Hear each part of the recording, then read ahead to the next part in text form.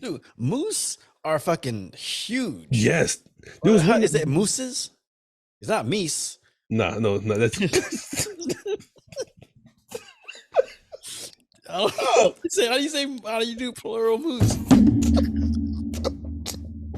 We're just gonna start this shit live. The only time I caught the Holy Ghost was when I was in church drinking. Like they're two dumb dudes. Welcome to the latest episode of Sarat and Chris's Movie Therapy Podcast.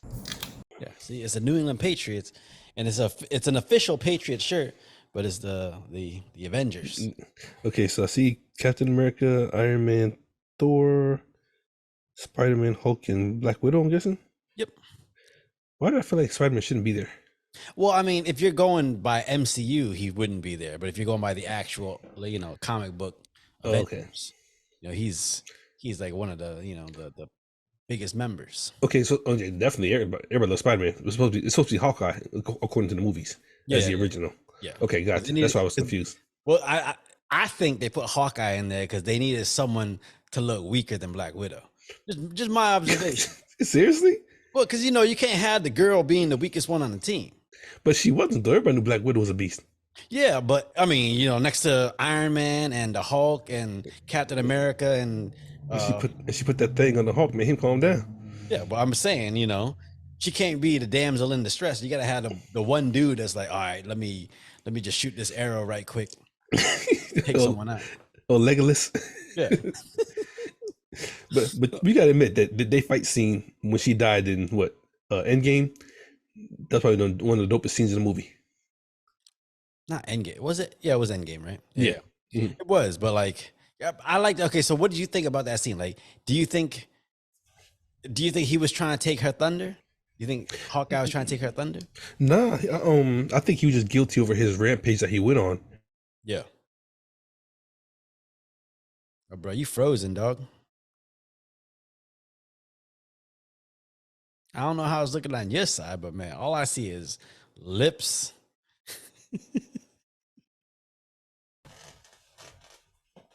Yo, there you go. Bill said, "What happened?" Oh no, all I saw was lips. Look, you were stuck to the side like this. I don't know. It says right now. It says my internet connection is unstable, but it should be fine. I mean, I know my Zoom just updated, but I don't know. Yeah. But no, I thought the scene was dope because to me it showed that they were their real brother sister relationship. Yeah, you know what I'm saying, and they was willing to sacrifice themselves for each other, so they had to fight it out. And Black Widow just ended up beating them. Well, no, but I'm saying so if you're watching it, but first of all, welcome to the latest episode of Sarat and Chris's Movie Therapy Podcast. It's your boy Sarat, aka Makazi, and your boy Chris Brown, aka Red 4 Delta. How's everybody doing out there?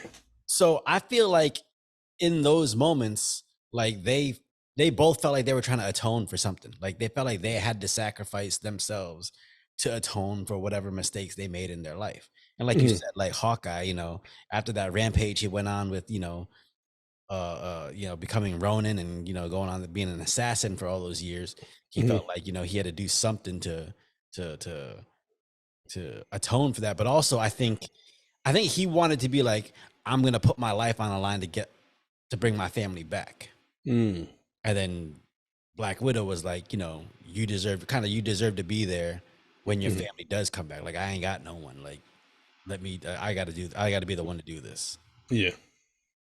I don't know. I wasn't sure. Like when I watched it, I was just like, I felt like Black Widow had the right to sacrifice herself. I thought it was the better choice having Hawkeye stay and be there when his family returns.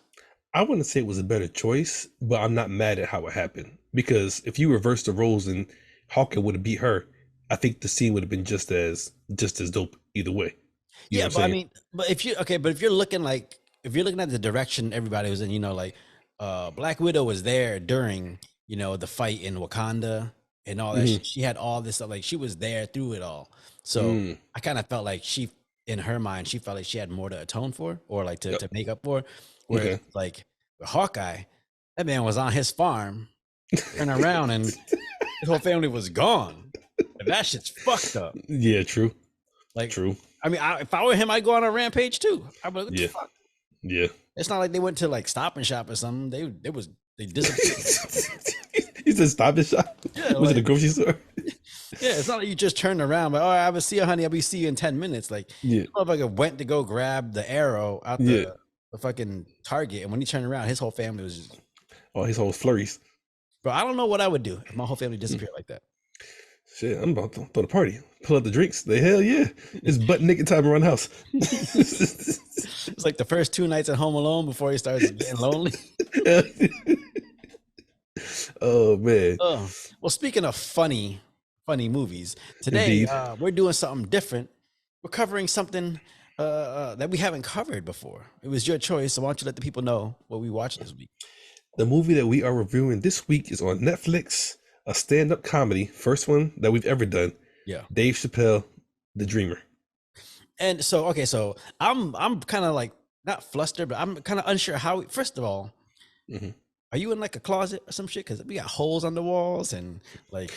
Look, I don't even know what you can see, but I had a bunch of shit. Like I just moved the office around. That's why I never checked the camera. I got a spot to fill in over here. Because remember that my Jack Deal jacket is right here on this side. I got to reverse it all now. Yeah, you look like you've been fucking shooting BBs at the walls and shit. Yeah, I get angry sometimes. Yeah, listen, we know when you get angry, a BB hole in the wall is the least of your problems. I know, right? But yeah. So I mean, with The Dreamer, like I wasn't sure how we were gonna approach this discussion about it, because we can't really talk about storyline because it's not really much of a storyline. It's just jokes. Actually, maybe there is. Do you think there was a storyline to this? I mean, yes and no, because Dave Chappelle, he sets his jokes up on a different level from other comedians. Yeah. It's like he could be so serious and you get tuned into it like it's a story, and then here's the punchline and you're laughing your ass off. Yeah. Like you don't, because you're so in tune with the story that he's telling, you forget that it's a comedy.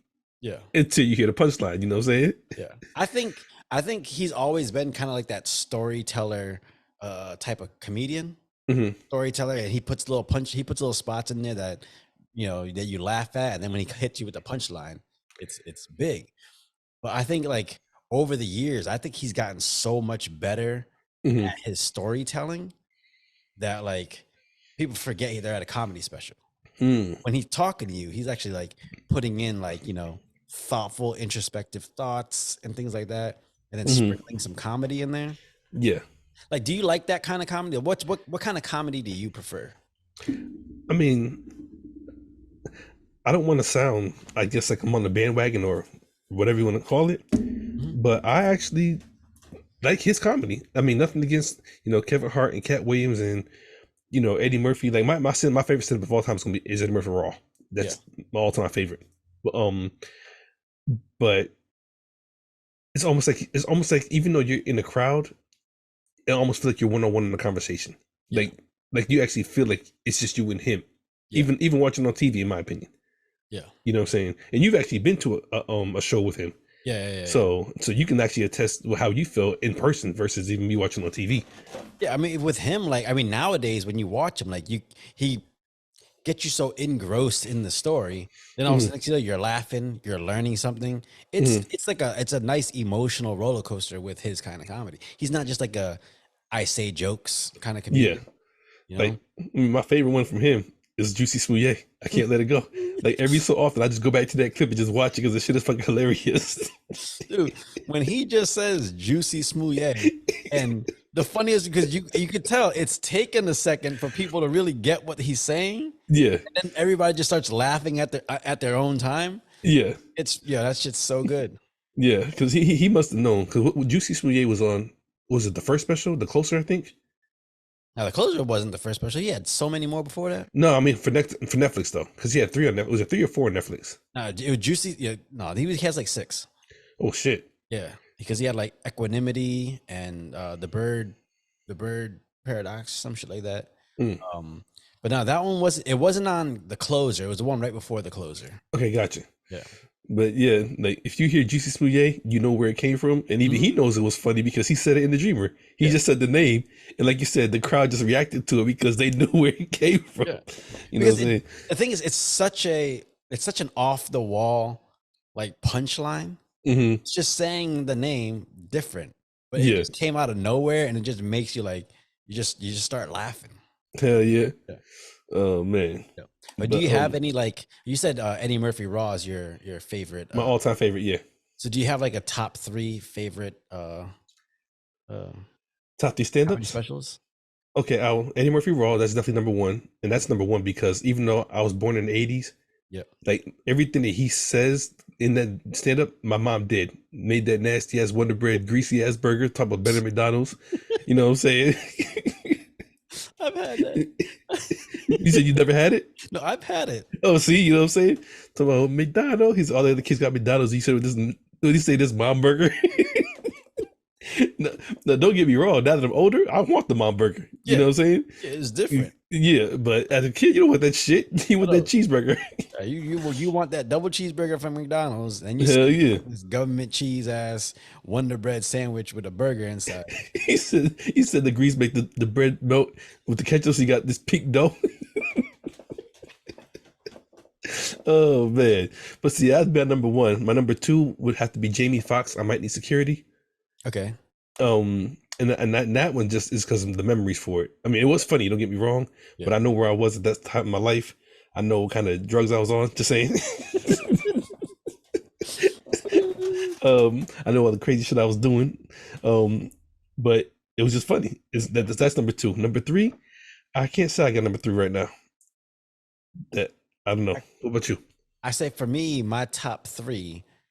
First one is probably Dave Chappelle Killing Him Softly. Okay. Because I remember seeing that for the first time and I laughed from beginning to end. Beginning to end. That shit is just fucking phenomenal. He goes, white guys be in the car with the radio on. We're not gonna take it. I have to watch it again. Watching The Dreamer made me want to go back and watch Killing Him Softly again. Because it's been so long since I've seen it. So fucking good. And that maybe Kevin Hart, I'm a Grown Little Man. Okay. Because he has this one joke in there, and I don't know if it's just him riffing or if it's set up, but like he the way he says it just makes me laugh all the time. He says he loves when like people's business comes out in public. Okay. You be sitting there, you just be having dinner, and then the people at the next table like, "What up, bitch? You the one with the dildos all up in the house?" You gotta stand and be like, Hell yeah. Oh man. And then Cat Williams Live. Now Cat Williams Live. Was that the one he's in the blue and yellow checker jacket? No. So what it is what is it? I think it's Pimpin' or Pimp Chronicles. Okay, Remember that one? Yep. So that came out maybe like 2008, maybe something like that. 2006, 2008. But Cat Williams Live came out in 2001 or 2002. Okay. It's like earlier stuff. But the reason why I like it so much is because some of the jokes that he used in Pimp Chronicles is same bits that he had used in Cat Williams Live. So I had already seen them. Gotcha. But yeah, that one's really good. Like if you like Cat Williams comedy, try to find Cat Williams Live. Okay, I actually do like Cat Williams because, in my opinion, and this probably gonna sound really, really fucked up, I don't care. As comedians out now that are comedians, I feel like Dave Chappelle's number 1 and Cat's number 2. Dude, he's like, not even because of that interview that just came out, just because he don't mind roasting the fucking crowd. You know what I'm saying? If you challenge him on stage, get ready for some shit because he's gonna come up with some witty ass shit's gonna fuck you up. You know what I'm saying? It hurts your feelings. Yeah, he does that. I like Andrew Schultz does that too. Like he'll just his banter, if he's just roasting the crowd, is fucking like really good. Yeah. But I just like people's like styles of comedy. Like there's people that they're different. Everybody's got different styles of comedy, right? Yeah, like definitely. Jim Gaffigan's different than Kevin Hart. Like it's hard to say who's better because what's funny to you might not be funny to me. Everybody's got different senses of humor. It's just like whatever you like, you like. See, and so now that we're talking, if I had to go with a third one, it would probably be Chris Rock. His HBO special he did, what, like 98, 99 maybe? Which one? Bring the Pain? It was Bring the Pain? It's either Bring the Pain or Bigger and Blacker. Bigger and Blacker is fucking good. Okay, I think it was Bring the Pain when he has the blue background and he's in the black suit with the little jerry curl. It has a CR in the back. I think so. Yeah. Yeah, Is I it listened to that while I was driving. That shit just had me dying. is it the one where he's talking about there's two types of black people. There's Oh, There's black people, and then there's niggas. Yeah, because he said, what he say? What he said? How we talking every about time being black people shot? about to have fun, ignorant ass. he said, look, he said, oh, what he say? He said, Malcolm X was assassinated. Martin Luther King was assassinated. Biggie and Tupac, them two niggas got shot.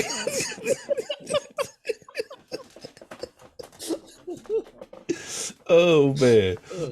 He goes, they take credit for some shit you're supposed to do. Talking Yeah. about, I take care of my kids. You're supposed to take care of your kids, you GED motherfucker.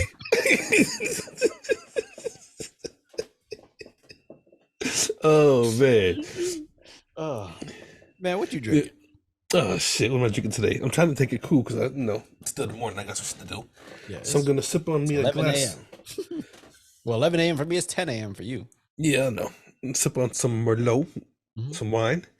But I am gonna start with a trusty shot of good old Jack Daniel. You know what I mean? Yep. What about you? I am 3 weeks into my carnivore and my dry January, which is going good. The other night I went out to dinner and I was like, I was looking at the little cocktail menu, but I ended up ordering like a non-alcoholic mojito. Still very good. Okay. So, what? You ain't never had a non-alcoholic drink before? I don't even like. Hell no. You don't like mojitos? I call it my water. I don't. You don't like anything getting in the way of your buzz. Hell no. No, I don't like mojitos because I don't like mint. Get out of here. I don't. Yeah, right. You look like somebody that used Colgate. Okay, let me explain this because people always get it twisted. I don't like things that taste like mint. If I want mint, then I'm gonna eat a mint or spearmint gum, whatever. I don't want mint flavored ice cream. I don't want a mint flavored fucking chocolate drink. I don't want mint flavored coochie. I don't want you know what I'm saying? I'd rather the mint coochie than the blue cheese.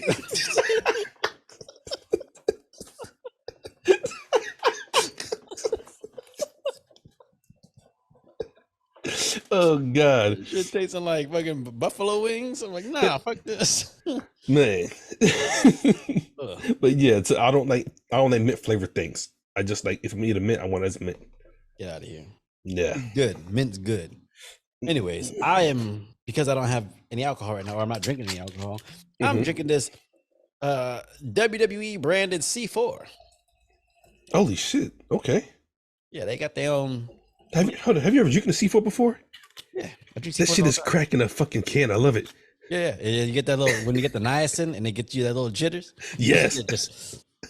Like little bugs on you. I got to move, dog. I gotta move. We do it. Man. This one is the berry power bomb. So nice. Yeah. There's one I saw. It was a flavor. I was like, come on, man. You can't. That's a little too WWE. The flavor. It was a ruthless raspberry. Like, okay. Oh man, and it's actually good. Like if you drink it on ice, yeah, and just like sipping on it. All of them that I've had so far are actually really, really good flavors. My favorite C4 is the frozen bombsicle. Okay, I was gonna say the creamsicle. Or is it creamsicle or bombsicle? It's frozen bombsicle. It's the blue one. Okay, yeah. Yep. Yeah, that shit's fucking delicious. I actually just had one the other day. Man. If I didn't drink it the other day, because when I went to the gym, I drank it. I think it was yesterday. If I didn't do that, I would be drinking that on today. So gotcha. Oh shit, yeah. Crack this open. Cheers. Then we can delve into this special because there's some good jokes. Some Indeed. Good bits in here. Indeed. But I did like that it was mostly storytelling. Definitely. Yeah. Cheers. Cheers. Oh shit, this way. There we go.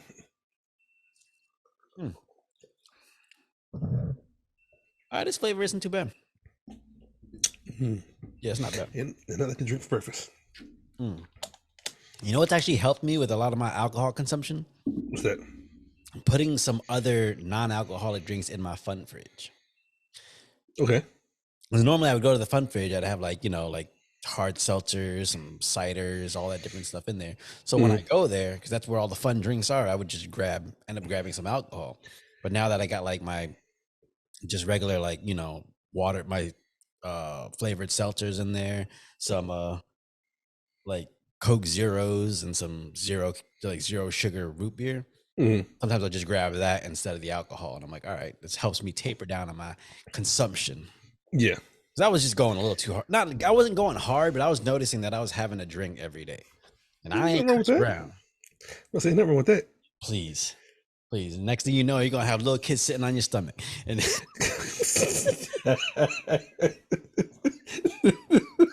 oh, Kwanzaa claus over here. Oh shit!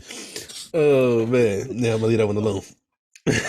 So, all right. So where do you rate The Dreamer amongst a lot of Dave Chappelle's specials?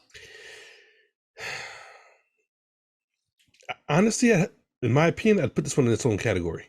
Why? Because even though it was funny, that last joke was something different for me. Because it was more of a realization, the perspective of something. Yeah. It was more like a life lesson, so to speak. Yeah. So this one, like I said, my own opinion, it stands on its own. You know what I'm saying? I think between this one and The Closer, because I think for me, both of these were more about telling a story, a long form story, than they were necessarily about like how crazy the bits are or how like, you know, creative the jokes that he's telling is. He was more like telling long stories and then sprinkling in funny stuff in there. Yeah. The one thing that I loved about this one is he would go from different bit to different bit, and like it flowed so seamlessly. He went from talking about like I forget what it was, like the trans stuff.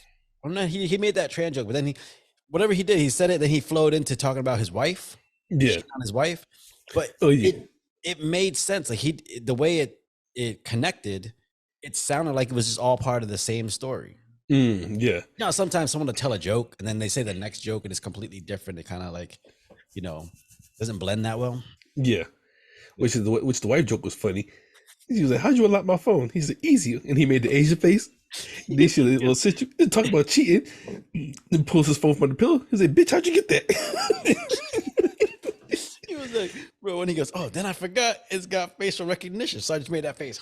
Oh.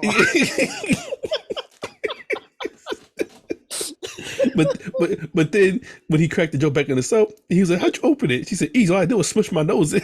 I was gonna smush my nose and do this.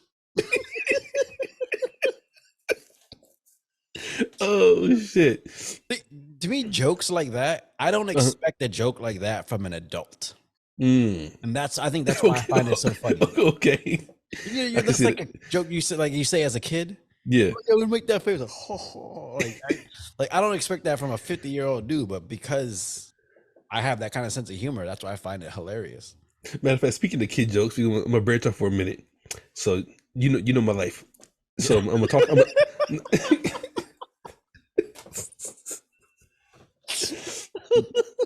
So you know. Yeah. Okay, go ahead. Because I ain't gonna say no names, but you should know who I'm talking about when I say this joke. Yeah. So my friend's oldest son, you know, she has mixed kids, but her oldest one is pure white. He walks in the room. It was like, "Y'all need this lotion. Oh, y'all ashy. I'm white." And I was like, "What?" He said, "Yeah." He said, "You the blackest one." And pointed at me. Oh shit! I was like, "Yo, get your little niggerish ass away from me." He needs to come in there. All he needs is a sheriff badge when he says that shit. But it was so flawed. He walked in the room and said, "Oh, you need some lotion. Y'all ashy. I'm white," and walked out the room.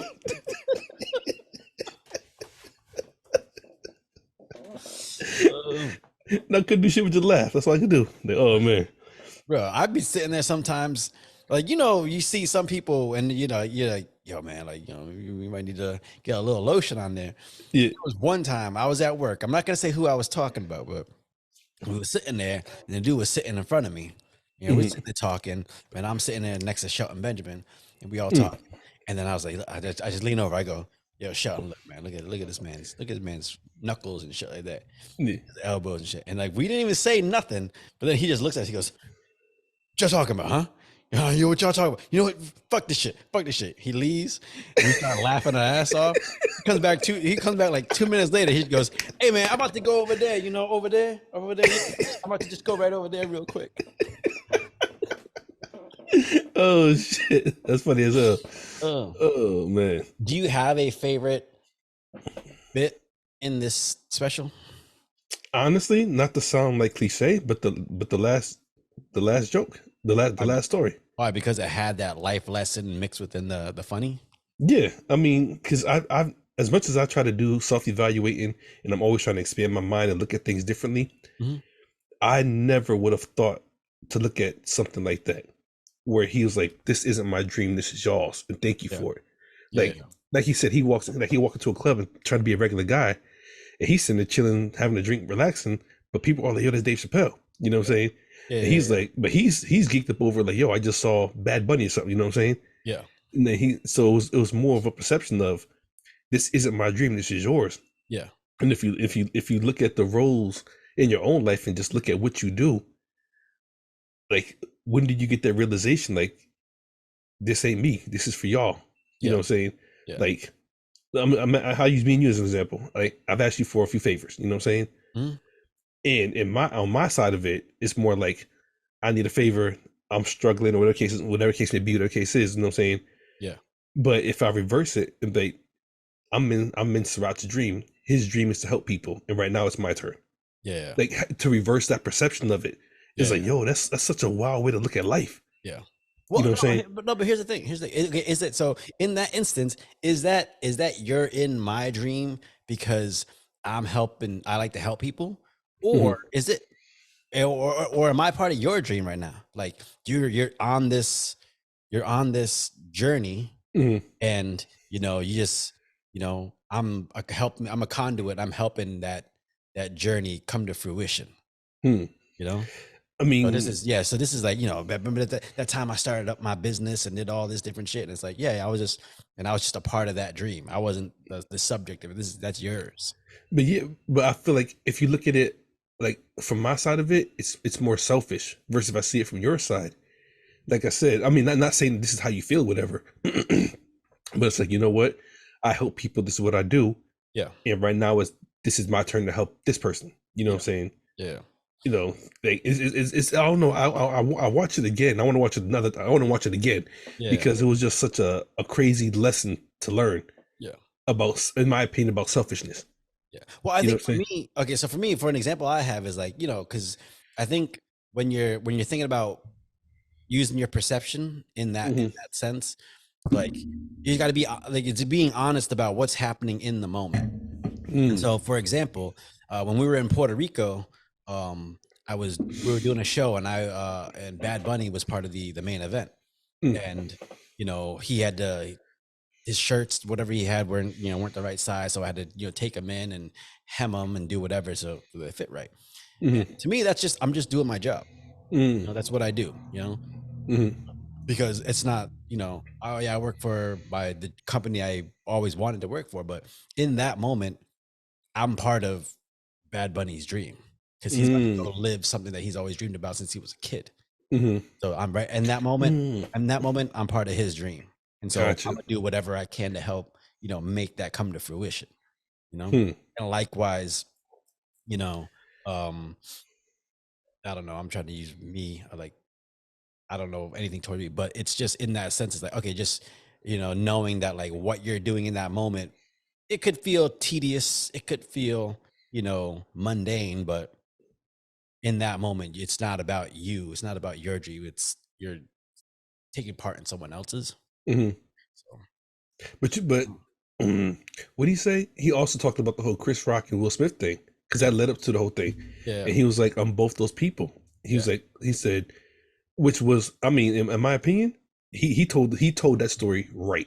Yeah. You know what I'm saying? He says sometimes you gotta expect the shit out of somebody to protect what you love, what you care about. Yeah. And then sometimes you have to take that and hold your composure and still finish your job. Yeah.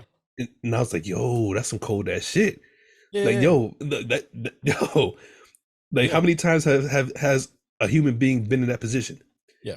where you know He goes, yeah, I am that guy that ain't gonna take no more shit and will smack a motherfucker to let him know don't cross this line. Mhm. But I'm also that same guy that like when I get smacked, you gotta take it, you gotta stand Mhm. still so you don't fuck everything up. Yeah. You know That, how look, man. how many people do you know have let their emotions get the best of them, Mhm. just derailed everything that happened in their life? Oh, I'm guilty of it. I'm gonna just be the first to say it. I'm guilty of it. I wasn't. That was a rhetorical question. I knew you knew the answer. Well, so I'll level a city block if I feel like I need to, Yeah, and then figure out, damn, my house is on that block.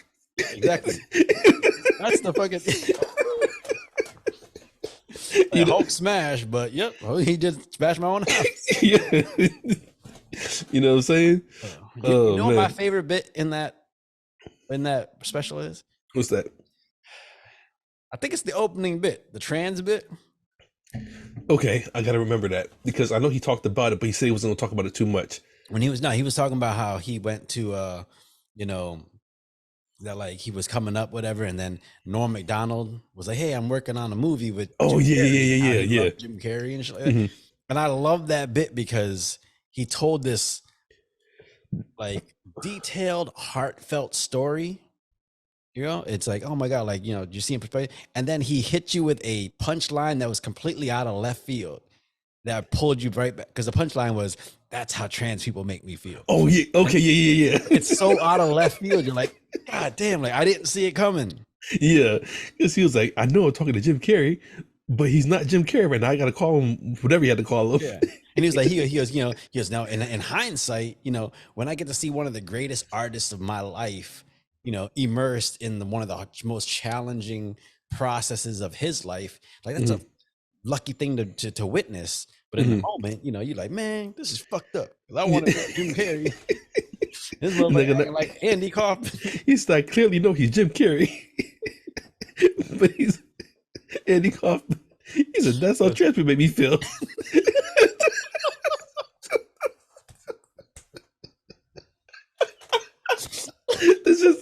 It is fucking hilarious. Dude, oh man. You look at it, you're like, God damn, that was fucking good. Like that setup and then the hit. I was like, man, that's But like how he goes from that joke into the, like he's talking about his wife. And then, when she was when he was telling the story about how he gave her the key to the safety deposit box. Oh, okay.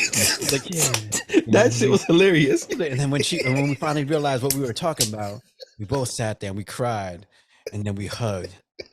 This bitch looked at that. It was a lot. He said, well, what was in there? He said, your joke book. He said, well, baby, if you tell those jokes exactly the way they're written, you're gonna be fine. They're really good jokes. What? Dave Chappelle's fucking stupid. You know how like this. Okay, this is when you're watching a master at work. So he does that joke about the fucking the submersible in the Titanic, and then he says it after he says the joke. He just goes, "Oh, my wife hates that joke." He just says it as a quick little line. Yeah. Then he brings it back when he's talking to his wife. She goes, "What is this? Come see us at your water." He goes, "No, you gotta roll your tongue. Come." Oh yeah. Impression. And I'm like, God damn, he set it up like 20 minutes earlier, and then just did a call back right then. Yeah, he's definitely. I mean, I think everybody knows it that they just can't touch him. Like his jokes are just on a whole different level, and it's like, and you know what it is? They're really simple jokes. They're just told so well. Yeah. You know what I'm saying? He pulls you in emotionally in the story, and he gets you so caught up into listening what he's saying that all of a sudden he just hits you, and you're like, God damn! It just pulls you back. You're like, fuck. I know we said this earlier, but if my favorite joke isn't the Juicy Smouye, it's the one he did about when he was in like the third grade and went to go to a school dance, and his dad told him to go get the change out the jar. It was like $3. $3? Then how are we alive, Dad? And he said, what did he say? I hate being poor. And he said, and my dad taught me something that day. He said, son, poor is a state of mind. You are broke.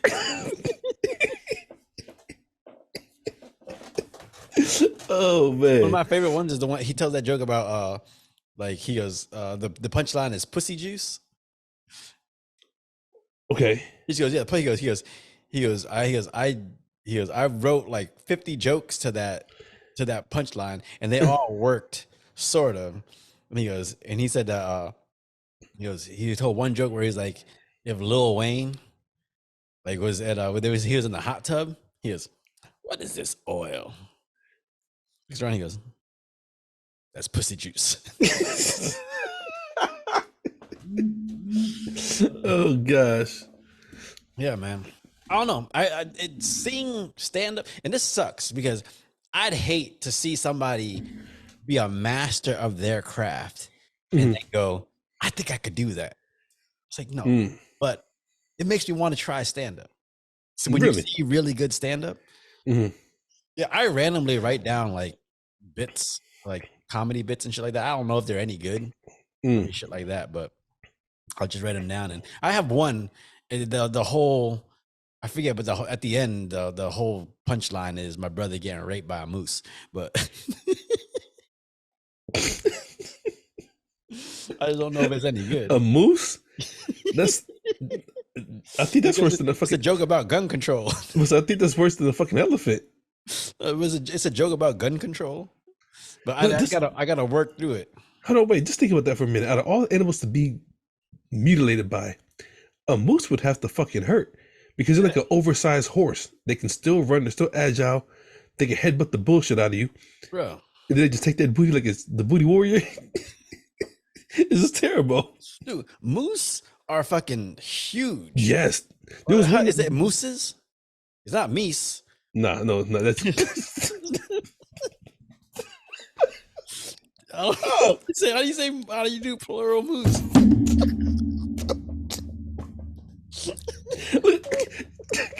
Don't ever say, please don't go into some fucking field trip like, oh, look at those Mises. No.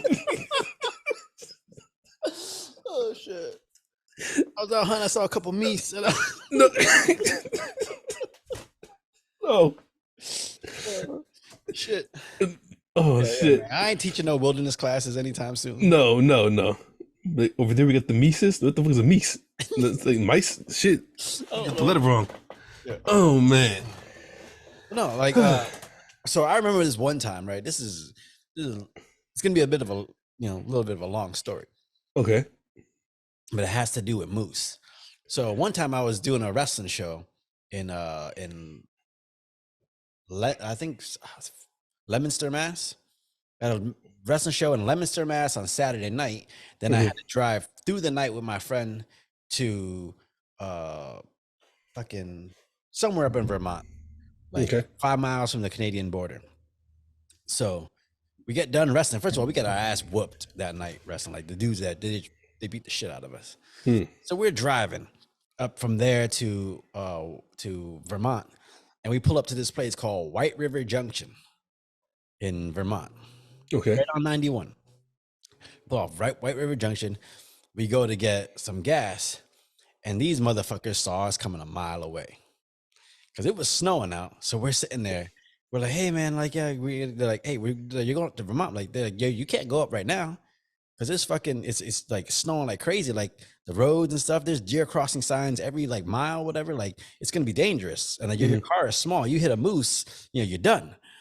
So they were like, I was like, oh damn, like what the fuck are we gonna do? Like, you could try to find like some hotels around here and some shit like that. So we're looking like, are any hotels open? They're like, man, like there's a some event going on at the college, so a lot of the hotels are booked up. We're like, fuck, what the fuck do we do? They're like, you know what you gotta do is you gotta buy this motor oil, right? And you take the motor oil and you rub it on the inside of the tailpipe, and like the smell and stuff that'll ward away all the animals. We're like, all right, bet. So we buy that shit, and it's like, you know what? It's good. Like bears really love like Cheetos, so you just buy these cheese puffs and you just toss them out the window and stuff like that, and it'll help ward off the bears and shit like that. So we're like, all right, cool. We do that shit. So we buy all that shit. We do that in front of them. We buy it. We start driving. We got like another 2 hours to get to Vermont. We're driving up there, driving 20 miles an hour. Mind you, winters, cold as fuck. In Vermont, yeah. Windows down, honking the horn every mile to try to ward off all the animals and shit like that. We finally get up there, and I was like, Tom, I was like, how many deer crossing signs you see the entire time? He goes, 2. I'm like, yeah, I think these motherfuckers just got us, man. I was like, it's fucking winter. These motherfuckers are hibernating. What the Oh man, they fucking. That's why I'm always like, fuck White River Junction. If I ever go back there. That's crazy as hell. Yeah. Oh man, beers like Cheetos. Get the fuck out of here. Yeah, I was like, I know when we left, them motherfuckers was like, these little fucking city slickers. Man, that's crazy as hell. Who's a comedian that you've never seen live that you want to see live? Oh, definitely Dave Chappelle, and I love to see Cat Williams, and I love to see Cat Williams just to see if he roasts somebody in the crowd. And I think they all do. I think a lot of them. I mean, but you got to have like the talent for it. Like in my opinion, I mean, you have to know how to work a crowd, in my opinion. But I feel like 2 people that you don't want to try to roast on stage is Bill Burr and Cat Williams. Bro, Bill Burr, that's who I want to see. They will eat you a fucking live. You ever seen badly? You ever seen the video of Bill Burr roasting Philadelphia? Yes, yes. You guys ain't won a championship since the hockey team had those Nazi fans. Oh man, you guys got one of the greatest heavyweights of all time, boxing heavyweights of all time from your city, and you got a statue for a 5-foot Italian. I just remember him talking about interracial dating, and his grandma was just like, "Oh," and then somebody in the crowd was like, "Change the subject." He's like, "Huh? Nah, I really don't want to." You know what I'm saying? It just starts going in more. Man, I would love to see Cat Williams live. I'm trying to see who else. If Eddie Murphy did one, I'd hope it would be as good as before. Who have you seen live? Like as a comedian? Like famous comedians? None actually. I've never been to a famous comedian show. I've been like the local ones. Yeah, you know what I'm saying? I went to a local one about a month or 2 ago in Orlando. For some reason, all the girls talk about sucking dick. There was a lot of jokes about sucking dick, and we're just like, is this all they talk about? I don't know. It was weird. It was weird. It wasn't even like it weren't even funny. It was just like, oh, let me be raunchy. You know who else I like to see live, but I don't want to sit nowhere near close to the stage. The dudes from Wildin' Out, Carlos Miller. Oh yeah. DC. Yeah, and Chico Bean. Yeah, because man, all they do is roast the crowd. It's hilarious. Like I don't want to be in front, but I want to be there. There's a video on YouTube where they're talking to like the old security guy. Okay, now I don't know that one. Because they're roasting the crowd, and there's an old white security guy walking. He goes, "There you go, sir." And they start, they use the white voice, like they're making fun. And they go, "What's your name, sir? What's your name?" And he just turns around. He goes, "Big Dick." They're all just like, "Oh shit!" Oh man, I've seen Kevin Hart live. A lot of this I've seen at the Hookie Lounge. It ain't there no more, but okay, the Hookie Lounge, right? It was right after I'm a Grown, like right before Kevin Hart blew up. So it was right before like that fucking Showtime special and shit like that. But it was, I saw Kevin Hart there. I saw Gabriel Iglesias, Joe Coy, Bobby Lee. I've seen Dave Chappelle. I want to see Aries Spears, actually. You know what? I actually thought about that. But I don't. So you can be like, yo, we do look alike, man. We do look alike. Nah. But with him, and it's not that he's not funny. I just don't know if his jokes are what they used to be. You know what I'm saying? What do you mean? Like if I seen him now, only because he doesn't have the what's the word I'm looking for? Publicity, I guess. Yeah, he's not as mainstream as he used to be.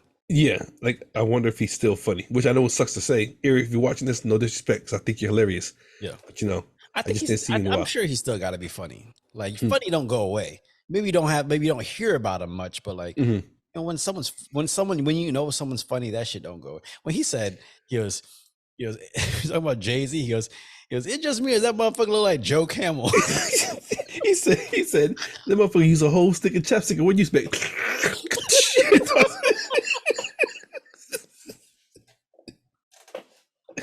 Oh man.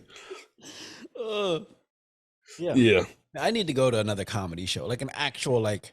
Now that you're mentioning it, I think I want to go to one. If I can find a mainstream like artist I out need to there. find Saran. They went to go see Kevin Hart and Bill Burr. I think it was on the same night, maybe. Oh shit. It was at the Mass Mutual Center. Oh nice. Okay. Yeah. I want to go see a nice mainstream, like high level big comedian. Sometimes them local ones. It's funny, bro. On the come up, yeah. There's a coffee shop in Orlando that they do like little stand up shows there on like every Sunday night, and it's like 24-hour coffee shops. And sometimes I'll just go there at like midnight on a Sunday or a Monday, and they'll be doing stand up comedy. Okay. Yeah, I like seeing people on the come. I like seeing like bands on the come up and shit like that. Yeah. Has there been anyone you've seen that was like on the come up, then all of a sudden like they blew up and you're like, oh man, I was there before they blew up? That's how I feel about Kevin Hart. Okay. Because I already knew who Kevin Hart was from Scary Movie 3 and Soul Plane, but like he wasn't like big. And then all of a sudden, so I saw him live at the Hukilau, and then like a year later, he was fucking huge. You know what? I can't say that I have, because even all the concerts I've been to, the open acts and everything. I remember I went to go see, I want to say The Weeknd. And I believe a girl, I can't remember her name, but she opened up for him. And her music was actually dope. And I heard nothing from her ever again. Yeah. But so now I can't say I've seen somebody that was on the come up that came up. I want to get, that's why I like hitting like small shows, small local shows, small local bands and shit like that. But like, I don't know, I feel like where you're at, it's going to be harder to come by some. Oh shit. You only got like one club, even bar in your town. Shit. No shit. Actually, you know what? In my town, yeah. But Montgomery's up the road, and Birmingham's 2 hours away. And Mobile's about 2.5. You know. I mean, I want to feel like, okay, so what's the town in Alabama that usually gets most of the shows? It's got to be Birmingham, right? I would say Birmingham. Yeah. If not, then probably close to. If not Mobile, it will be Biloxi, Mississippi, because most of the casinos are over there. Yeah. I remember driving through Biloxi when I was driving from Orlando to New Orleans. Okay, gotcha. Yeah, man. I mean, are there any other comedy specials on Netflix that you've seen that you tell people about? When I seen Joe Coy coming in hot, that shit was funny. What else did I see on Netflix that was a comedy special? Besides Dave Chappelle's, I can't think of any more that I actually wanted to watch. Yeah, because there's a few on there now, and this sounds so. I can't explain it. But if I look at the picture of the comedian, and they just don't look funny, then I don't even watch it. And they could be funny as shit, but their look just looks like you know what I'm saying? You gotta know who you gotta watch. Who? He might not be your style. Is what the fuck is this dude's name? Anthony Jeselnik. Okay. He does like, I don't know. I think the last time I would watch one of his stuff, he looked like he was incorporating a little more storytelling, but he would do like just single jokes, but they're like dark humor. Okay. Actually, I like dark humor. Super dark. He goes, my uncle, my uncle works at a day camp for kids about to get molested. Holy shit. He goes, since he's never worked a day in his life.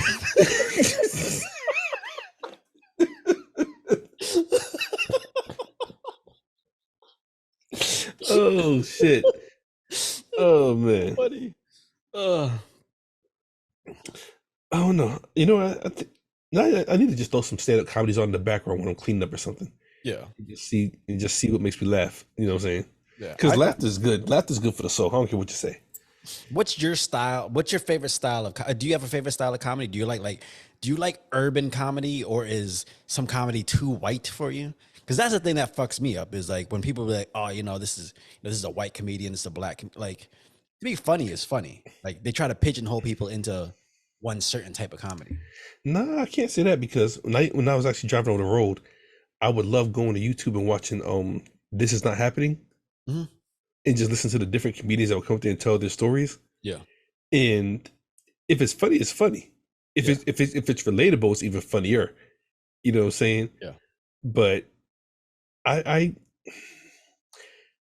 really can't say I understand that difference, but I'm also not a comedian. I'm not up on stage trying to talk to a black crowd or a white crowd. It's like, if it's funny, it's funny.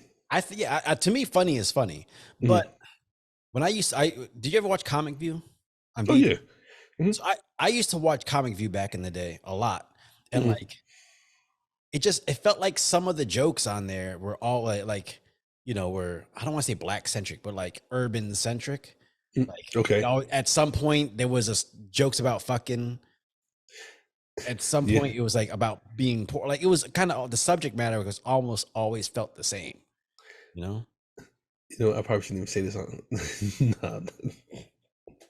Watching Comic View gave me the idea of learning how to please a woman. How?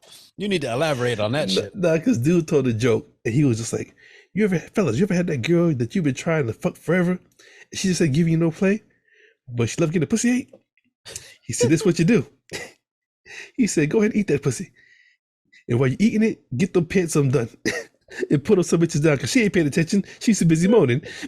And you give that thing one good lick and jump up in there. And by that time, she can't say shit about it. And in the end, you're both happy. And I was like, okay. Bro, there's this one joke from Comic View. I forget who said it. It was a light-skinned dude. Okay. It's one of my favorite jokes is that he said, he was black and white people, we always competing, we always competing. And then no matter what happens, like black and white people always competing, white people, they went to the moon, white people went to the moon. And he used the N-word, but I'm gonna say brother. Okay. Brothers, we about to go to the sun. And he goes, I know what you're thinking, right? I know what you're thinking. The sun is hot. You go up there, you're gonna get burnt. But brother always got a plan. Brother always got a plan. Brother gonna go at night.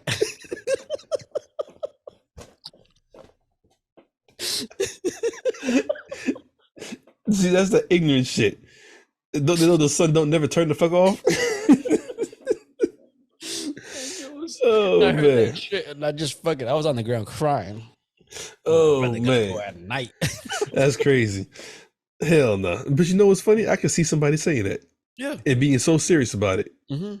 You just look at them like, I'll talk to you later. This is video when they were like, hey man, they were talking to just a kid, and he was like, a black dude, and he was like, hey man, what's that thing when you can't drink milk? Because it's lactose intolerant. Like, what? Lactose intolerant. That's what it's called.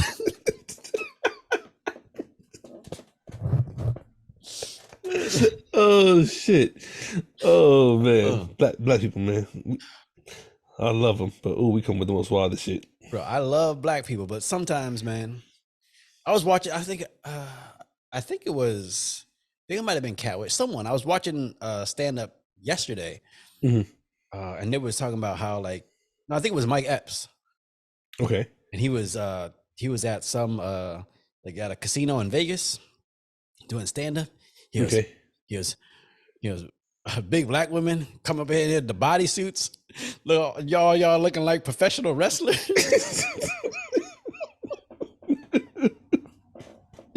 Oh man.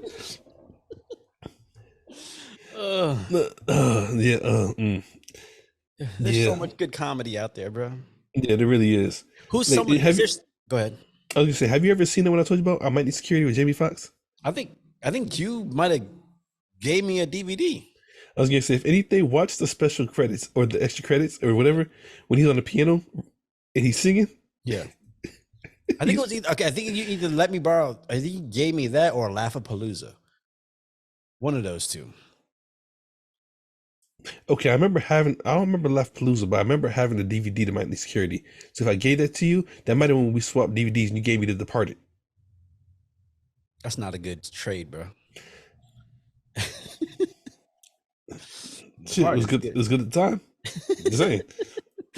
I have to go look. I'm about to go look at my DVD collection now. See if see DVDs. I can't even spell that shit no more, man. Bro, they're getting rid of physical media. Yeah, I know. That shit sucks. I was reading some shit about video games, and one of the studios was saying people gotta get comfortable with the idea of just because they buy the game doesn't mean they own it. It's like, listen, if I buy some shit and I don't own it, something's fucked up.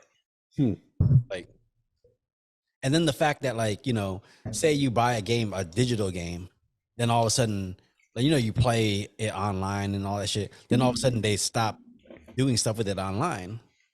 Like, oh, I now don't have access to this game I bought.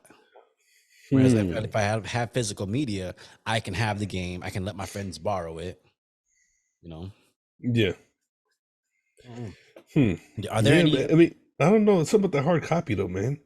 Like, even when it comes to writing, like, just that pen and paper is something totally different from typing. Bro, there is no better feeling than buying a new CD, popping it open, trying to get the little plastic piece off in one piece without it ripping, breaking the whole shit, and then popping it open, putting it in your CD player. Yep. No better feeling. I just keep my pinky nail long for that, so I can just scrape the side of it and crack the plastic and then rip it off. Because I done broke too many CD cases trying to get that shit off. Yeah, you be sitting there. Yeah, I done broke a couple of them. Yeah, there was this at the rest of the school I went to next door. There was like they used to do like a refurbished CDs, like used CDs or whatever. So I remember one day sneaking in there, and that's where I got my first Big Pun CD. Oh man, yeah. Are there any? Do you know of any like comedians that like no one else is up on yet? Honestly, I really don't. Right now, like, he's blowing up, but Ralph Barbosa, I like Ralph Barbosa, but he's real, like, he sounds very like just calm. Like when he talks, it's kind of slow. I got one for you. Was it Ali Sadiq? I like Ali Sadiq. Yeah. I actually no, he's not that big yet, in my opinion. But I think he's blowing up. And I love the way he tells his comedy. Yeah. Because he's so laid back with it. Yeah. You know what I'm saying? Yeah. And his stories are, even though, like, the jail stories and everything, they're funny. It's like you could tell that they have to be true. Like, you can't make this shit up. Yeah. You know what I'm saying? Do you like jokes to have an air of truth to them, or do you just like, you know, hey, make it up. If it's funny, it's funny? Not necessarily. Well, I guess I like it more relatable. You know what I'm saying? Yeah. Excuse me. Whether it's true or not, I don't know. But if it's relatable, like, you could tell a story that your friend did, not you. You know what I'm saying? It add a little twist to it, or the case may be, so it has some truth to it or whatever. But you bet, yo, I've been through that, or I've seen that before. You know what I'm saying? Yeah. So, I guess I like more jokes that are just more relatable, that you can see where they're coming from. I like either off the wall, like completely made up, like, you know, scenarios sometimes. But yeah, it has to be relatable to the comedian, because you can't have, like, you know, a short comedian that looks broke talking and having jokes about, like, you know, having money and gold chains and stuff like that. Then it's gonna be like, you know, that's just, you're clearly, there's a disconnect. I'm looking at you dressed like a bum, but you're talking about all this shit. Like, it's there was what is it? It's I think it was a Bill Burr joke when he was talking about being at the Asian restaurant with the Asian girl. Okay, I don't think I know this one. And he wasn't with an Asian girl. He's with another girl, but he's there. She goes, I'm gonna say, he goes, I don't mean to be racist, but, and he just goes, all right, let's go. Like no one ever started saying something like that. He goes, there's a lot of Asians in here, and he goes, that's not racist. That's observant. There are a lot of Asians in here. But if you would be like, why the fuck are all these Asians in here? Then that'd be racist. Yeah. Oh man. Yeah. Yeah, I watched something the other a couple weeks ago. I think it was the stand up with the Chris Rock and Kevin Hart documentary or something like that. Yeah, the behind the scenes one. Yeah, and they had Bill Burr on there talking to Kevin Hart. And what he say, there was a comedian that threw a book at Kevin Hart telling him Patrice O'Neal. Yeah, there you go. No, he's not the one that's dead, is he? Yeah, he died. Okay, so what's Bill Burr say? Man, fuck him. And he was like, he's dead. He said, well, rest in peace, but take it with him. Fuck him. You know what I'm saying? I was like, shit. Dude has no chill at That, all. that dude, Patrice O'Neal, he used to be a writer for WWE. Really? Yeah, he was there for like 2 weeks. And they said the story was that like Stephanie was like, "Hey man, like we're gonna have to let you go," and he's like, "Yeah, it ain't gonna work out." Really? Yeah, Holy he wouldn't shit. like. I guess I don't know. I guess he wouldn't stop like doing like he wasn't always there for like meetings and stuff like that because he was always doing his comedy and shit like that. Okay. I wish I had gotten to meet him. He was supposed to be really fucking good. Oh yeah, they talk about him. Yeah. Man. Oh. But Yeah. yeah. But It's that's that backstage thing with Chris Rock and Kevin Hart, like just seeing. I like seeing the process of how people come up with jokes. Like you can have this bit or story, like something you want to get off, and like you just got to work on it. Keep working on it until you fine tune that joke. Yeah, true. And that's why I get mad sometimes when like you see people that are like getting angry with comedians when they try to make a joke and it doesn't go off right. It's like, man, like it's not fully fleshed. Like give them time. Give them time to really figure it out. I watched a documentary on Richard Pryor, and they said that he would actually go, I guess, like some comedy club, I think in LA or whatever, and he would keep working on the joke like every night and add more to it and add more to it until he got it where he wanted to and got the reaction from the crowd, and then he knew it was a joke he could do around his tour. You know what I'm saying? So I mean, I guess it's almost like the same as writing a song or creating a picture or whatever. Yeah. But you could just have a tree. You know what I'm saying? Yeah. But then, what are you gonna add to it? What colors you gonna put on it? What kind of background do you want? Like, even though the tree is the main subject, all that stuff makes up that picture. Yeah. You know what I'm saying? So I think it's the same with comedians. You got this joke. Do you feel any certain type of way when you see two comedians who have kind of like a similar joke where it looks like one comedian might have stole it from another person? Yeah. Because are you familiar with Carlos Mencia? Yeah. Okay, I heard one from him, one of his standards. I thought it was hilarious until I realized half the shit he said came from somebody else. And I was like, oh, you're not that funny, dude. Yeah. You know what I'm saying? You told it funny. It was funny when I first heard it. But, they put you on blast. Like, nah, that ain't your shit. You know what I'm saying? Yeah. It's weird because, like, I think if you have a joke that's verbatim, if you steal something verbatim from someone, that's fucked up. Like that person took the time to really craft that joke into something that works, and you're just gonna take it because you have a higher profile and use it. But I feel like sometimes, like if you're a professional comedian, like and say me and you're both professional comedians, and we both have the similar kind of humor, it's not like out of the realm of possibility that you and I come up with kind of the same joke. We both watch a movie and all of a sudden we both have kind of the same joke. I don't think it's out of the ordinary. Like I'm sure that kind of stuff happens sometimes, Yeah. Like you ain't never heard this person in your life, but all of a sudden you have a joke that's similar to theirs and everybody thinks you stole it. It's like, I never met the dude. I was watching some shit and this is why I thought of it. Yeah. So I don't know. Yeah, that whole Carlos Mencia shit is crazy because Joe Rogan called him out. Yeah. And like, when I first heard him, like the shit was funny. Like I was actually like crying, laughing. Yeah. But then I lost respect. Like, yo, half the shit you said didn't even come from you. Yeah. You know what I'm saying? Yeah. It's one thing. I think it's one thing if you steal one joke, two jokes, maybe, especially if it's like an older joke. I'm like, sucks. But if you have a body of work that's really good, it's like, okay, like I can see that happening. But if most of your shit is stolen, it's like, come on, bro. Okay, let me ask you this. How do you think Bernie Mac would be if he was still alive? Because he always, like everybody said it, they never want to go after him. Like his jokes were off the top. They were brutal, but they were funny. And everybody said it when he hit the stage. It was I mean, in my opinion, it was almost like Eminem. Like he's gonna say what he's gonna say, it's gonna be good. Yeah. Like how do you feel? Do you think he's still being running right now if he was still alive? Do you think he'd be competing with Dave Chappelle?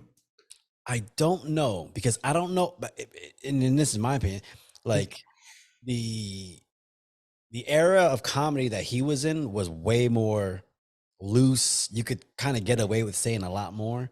I think things are so like there's a microscope on all that stuff so right now. So Okay. like I think he was so off the wall that like he might get canceled. You know? I don't know him, and I'm not familiar enough with him to know if he'd like evolve and like, you know, tailor his comedy to the times, or if he just be like, nah, I'm gonna keep doing my shit. I get fuck it. You know what? With that being said, you just said something. He tailored it to the times, and I think that's why Dave Chappelle's who he is right now. Yeah. He's still with the times. Like Yeah. like his jokes are on an everyday basis. Yeah. He's not telling jokes from 1990. Yeah. You know what I'm saying? Well, I think, you know, so one of the reasons Kevin Hart catches a lot of flack is because people are like, oh, he's not as funny as he used to be. But he's like, for one, he's older now. He's got a family. You know, Eddie Murphy, some people might say he's not as funny as he used to be because he's older now. His style of comedy has changed. Yeah. And that's just go ahead. Let's say he can't be as vulgar as he used to be. You know what I'm saying? Yeah. I mean, with Kevin Hart, he's not just the guy who's a comedian going out and saying whatever. Like now he's got his own production company. He works with all these different brands. So he's evolved his comedy so that he can still do that kind of stuff and still do comedy, because now he's also got a whole, you know, cast of people that work under him. Like he's gonna make sure he takes care of those people too. So his comedy is gonna get tailored to be a little more family friendly. You know, I think people who just don't evolve, who just always stay street comics, will still be funny, but you're never gonna have the reach that say Kevin Hart does. Is that bad? Because you'll see a lot of like urban black people say, oh, they don't find Kevin Hart funny anymore like he used to be, which is why I said, you know, black comedy and like Comic View, like, you know, you get that raunchy comedy. It's like, I don't know. Yeah, but like you said, like after a while, you don't want to hear that kind of stuff no more. Like you said, you went to the comic club and all the girls talk about sucking dick. Like, okay, how about something different? You know what I'm saying? Yeah. How about your kids, your mom, your neighbor? You know what I'm saying? Yeah. Like it's like, you know, it's a different joke. It's the same subject. Like change it up. Yeah. You know what I'm saying? And that's the thing for me. Like that's why I like Kevin Hart's comedy, because watching him evolve from a little more raunchier back in the day to it's a little more family friendly, but it's still along the same lines. I still find it funny. I just think it's almost like when a person, like, okay, so for instance, Eminem. Some people are like, oh, we want the old Eminem back, the one that was talking about killing his wife and all that shit. But he's like, oh, man, it's 50 years old. Yeah, he's 50 years old. He's got kids. He's not on drugs anymore. Like if he was still rapping like that, you'd be like, hey man, you ain't evolved. You're not a child anymore. Grow up. Like you can't win with some people. True. That's society. Yeah. You can't please everybody. Yeah. You know what I'm saying? Some people don't like Jay-Z's music now because now he's talking about mogul shit. I mean, but he grew up, he evolved. You know what I'm saying? Don't get me wrong, I still love Jigga What, Jigga Who. Yeah. You know what I'm saying? His flow in that song was fucking amazing. Yeah. Then I still love 444, the album. It was just like a more, I guess, grown up version of music. Still rapping, still saying shit, but use your brain. I'm not just talking about blunt 40s and bitches. You know what I'm saying? Yeah. I'm talking about buying a block and tax evasion and all kinds of shit. You know what I'm saying? And it's, I mean, you know, when you evolve as an artist, you know, you're gonna lose some of their fan base, but you're gonna gain more. And it's the matter of like, I don't know. I don't like seeing people stay in the same pocket, even though sometimes like a Cat Williams, like he's always kind of had that same pocket of like, you know, of comedy, but like, I don't know. I don't know if I've ever seen. I don't know if he's really evolved from what he was doing back then. I don't know. I mean, did you see the interview with him and Shannon Sharp? Of course I did. Okay, I want to know if he has a stand up. What the fuck is gonna happen? Oh, I don't know, because I love his stand up. The last couple ones were okay, but his stand up is really good because he's really fucking smart. Oh yeah, definitely. But like, if I can see him and Dave Chappelle, in like a versus, so to speak. And just on stage, just going back and forth for joke, that might be a good one. I think part of me thinks that, like, I don't want to say he's bitter because he had a reason to like to call people out. But some of it also sounds like he's like, you know, I don't want to say bitter, but he's just kind of upset that like he didn't get the success that some other people had, and then it's like, oh well, they must have did some shit that I wouldn't do. That's why they got the success that I don't have. Even though he's super fucking successful, but I don't know. Yeah, I don't Illuminati know. shit. I don't believe in. I don't believe in the Illuminati. I mean, I don't believe in it, but the shit was kind of funny when you talk about Ludacris, because I mean, we all seen it on camera. First of all, no. I ain't saying that. I ain't saying it's true, but Ludacris did cut his hair. How many movies is Fast and Furious? Okay, let me ask you a question. Yeah. When he first showed up in Fast and Furious, did he not look exactly like he looked before? Yeah. Yeah, Too Fast, Too Furious. He still had the sideburns. He had the afro. So that's not. He didn't change it, but like you act like a motherfucker can't cut his hair in 10 years. No, see, but on the outside looking in, okay, yeah, shit, my hair is long as fuck right now. But you know, yeah, but just because you cut your hair don't mean the Illuminati is trying to get you into some sex parties. Yeah, and you can't tell me he's getting paid $10 million a movie. I agree on that too. Yeah, that's what I'm saying. Actually, you know what? I don't know because no, he ain't getting. Not because Kevin Hart said he got paid, I think, 30,000 for Jumanji or 30 million, something like that. Yeah, because he took a back end deal. Okay, that's different. Back end deal is okay. You take a little less upfront, and then you get more based off of how much it makes in theaters. You know, that's like what is it? I think it was Jack Nicholson on Batman when he played the Joker.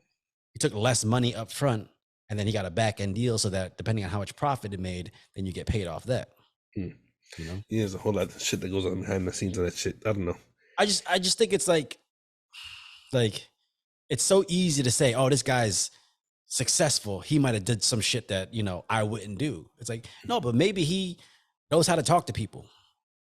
You ever seen those people who are so caught up in being hood fabulous that you're like, I can't deal with this motherfucker. Like, I'm sorry. Yeah. If you can't walk into this meeting and act professional, then I'm not gonna want to fuck with you anymore. I'm not saying he didn't, but like it's a symptom. It happens. Yeah. But then everybody wants to blame everybody else. Like, I'm supposed to accept you as you are, which I should, but at the same time, like, you're not treating this like a business. You're treating it like two dudes on the corner trying to sell fucking empanadas or some shit. Oh man. I guess back to the Dreamer. Because we went everywhere. I'm on time crunch. So final thoughts on the Dreamer. Because I got an appointment to get to. I just looked down like, holy shit. Okay, cool. No, Dreamer definitely a good stand-up. It's Dave Chappelle. You're not gonna be disappointed.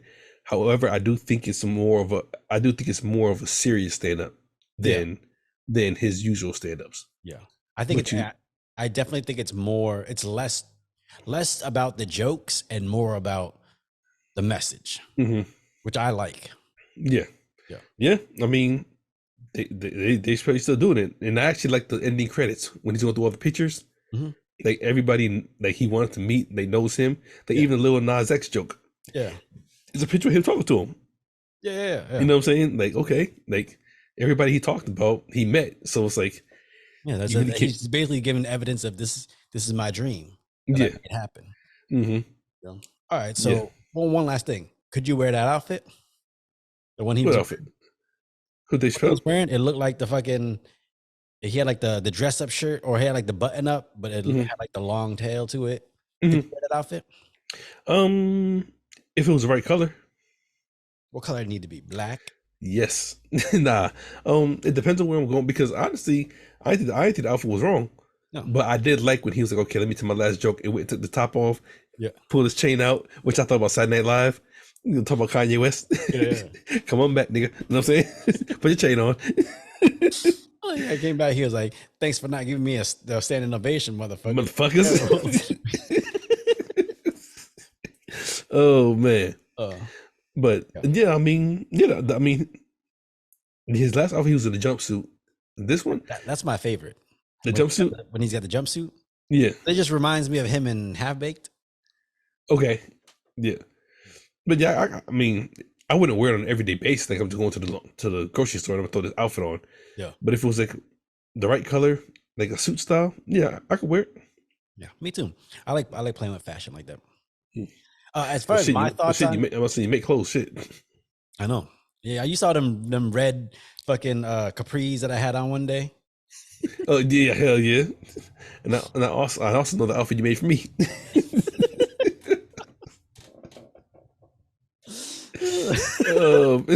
Yeah, memory lane. Yeah, my thoughts on Dreamer. Yeah, again, it's way more story centric than it is joke centric. But it's to me, it's a master storyteller. You know, implementing humor within his story, and the way the bits flowed into each other so seamlessly. Like to me, that's just fucking great comedy right there. Because it's not about how funny the jokes are, but like it just felt like one long emotional journey. Yeah, it's fucking good. Definitely. Yeah. All right, man. Well, that's the latest episode of Sarat and Chris's Movie Therapy Podcast. Once again, it is your boy Sarat, aka Makazi. And your boy Chris Brown, aka Red 4 Delta. Y'all be good out there. Yeah. And use some lotion.